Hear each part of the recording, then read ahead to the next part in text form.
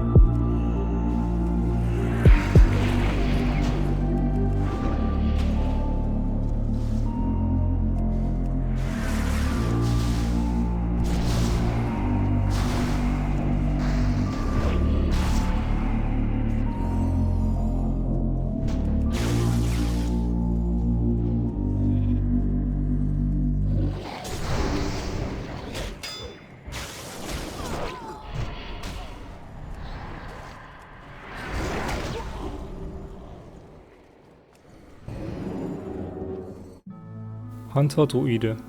Best-Case-Szenario ist, wir machen das Pet und danach den Hunter. Ein sehr guter Hunter mit Pet-Control wird uns das allerdings nicht so einfach machen lassen. Ich springe in diese Richtung, damit ich den Hunter zwinge, in die Mitte zu laufen.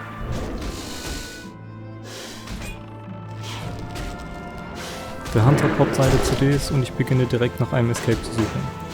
Mein Mate ist auf dem Weg zu mir für ein Intercept, doch der Dudu chargt ihn und ich benutze ihn als Exit. Jetzt rennen wir zurück zum Pillar und lassen seinen Beastmaster ablaufen. Ich starte direkt sein Pet, doch er schickt's instant zurück. BM ist abgelaufen und ich beginne direkt auf den Hunter, da ich ihn jetzt slowen kann und er dadurch nicht mehr in der Lage ist, mich zu kiten.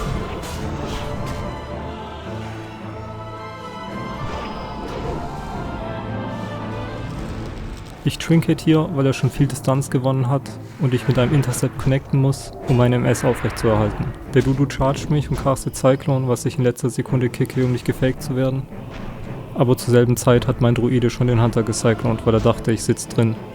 Ich nutze diese Gelegenheit dann aber, um alles, was ich habe, auf den Dudu zu ziehen, dass er denkt, dass wir jetzt auf ihn switchen werden, was aber nicht der Fall ist.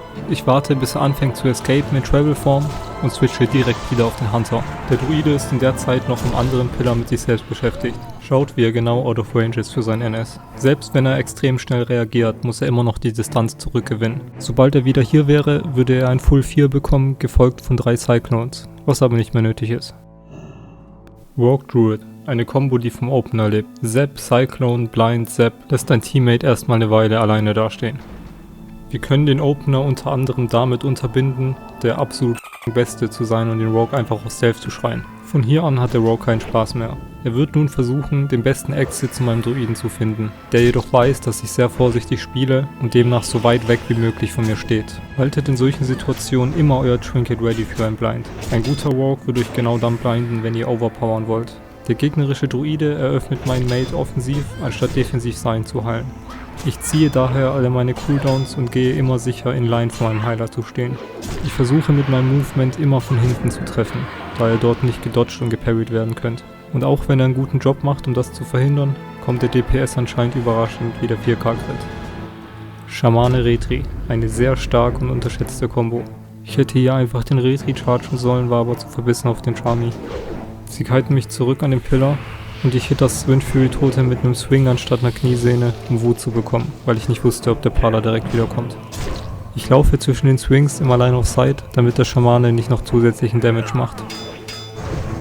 Ich mache guten Pressure auf den Paladin, laufe deshalb vor, um den Schamanen zu fearen. Ich nehme den Schamanen extra ins Target. Wenn ihr als Krieger jemanden feart, wird euer Target auf der Stelle stehen bleiben und Targets um euch rum werden fliehen. Ich möchte, dass der Shami auf der Stelle stehen bleibt, damit mein Druide ihn cyclonen kann und er nicht um die Ecke läuft. Und zur gleichen Zeit möchte ich, dass der Paladin Open Field läuft, damit er nicht defensiv am Pillar stehen kann und mein Dudu mich mit ihm unterstützt. Der Schamane trinketet das 4, damit mein Druide nicht mit Cyclone connecten kann. Ich trinket den Hammer, weil es auch sonst nichts gibt, in das ich jetzt noch CC'd werden könnte. Und sobald ich sehe, dass der Shami den NS benutzt hat auf den Paladin, switche ich mit allem, was ich habe, auf den Schaman. Mein Ziel ist es eigentlich, dass der Paladin overextended und Flügel benutzt, damit ich wieder auf ihn switchen kann, da er dadurch nicht mehr babbeln kann für 2 Minuten. Mit den Cooldowns geht in den Shami jedoch gut rein, deswegen bleibe ich an ihm so lange, bis der Pala ihn boppen muss. An diesem Punkt muss sich der Shami entscheiden durch den Split, wen er heilt. Und dadurch, dass der Pala keine Bubble mehr hat, ist es von hier an ein einfaches Spiel, vor allem mit meinen restlichen Cooldowns. Rogue Mage. Wenn du bis hierhin dachtest, wow, Krieger scheint echt Spaß zu machen, TBC Arena, kommt jetzt der Punkt, der dich vielleicht umentscheiden könnte. Wie jede Rogue-Combo ist es von Vorteil, den Opener zu unterbinden, wozu man zum Beispiel die Zeit nach dem Sepp nutzen kann, da ihr somit ungefähr wisst, wo der Rogue positioniert sein könnte. Der Rogue macht hier einen sehr guten Job mit seinem Springen und wird außerhalb meiner Range gebasht. Ich sitze den CC aus und versuche meinen Heiler so gut es geht zu unterstützen, wie mit diesem AOE-Slow, der extrem viel hilft. Der Mage versucht mich zu sheepen, was ich line mit dem Charge auf den Rogue. Bekomme das Blind und überlege mir noch eine Sekunde, ob ich es aussetzen soll, da ich sowieso in Bersi-Stance bin, aber gerade in der ersten Season solltet ihr unbedingt eurem Heiler helfen. Ich mache einen AOE-Slow zum Support und versuche dann so viel in den Rogue zu kriegen, wie ich kann.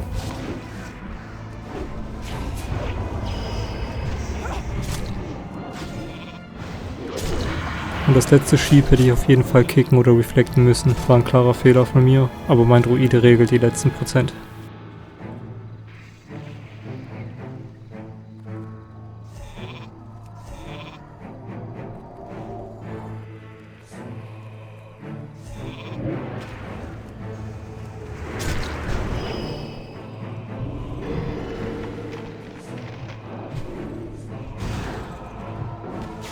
Einmal kurz checken, ob ich das Pet one-shotten kann, damit er nicht die zweite Shatter aus ihm bekommt.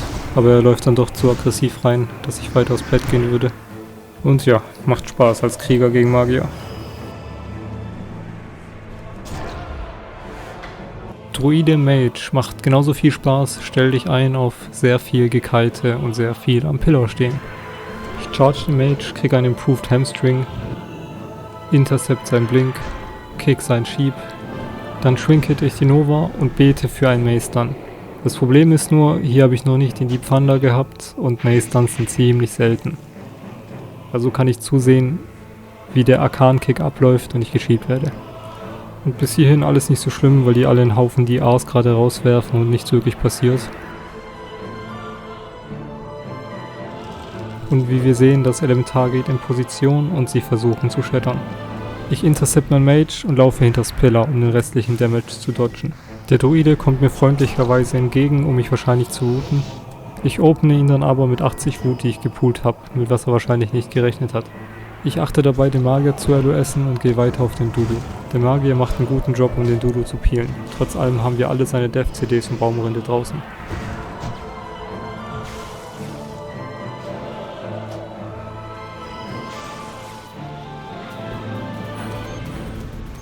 Der Magier bietet sich an und ich charge ihn mit 100 Wut. Er versucht mich dann jedoch ins Open Field zu kiten und ihm zu folgen wäre keine gute Idee. Deshalb nehme ich die Position vom Druiden an.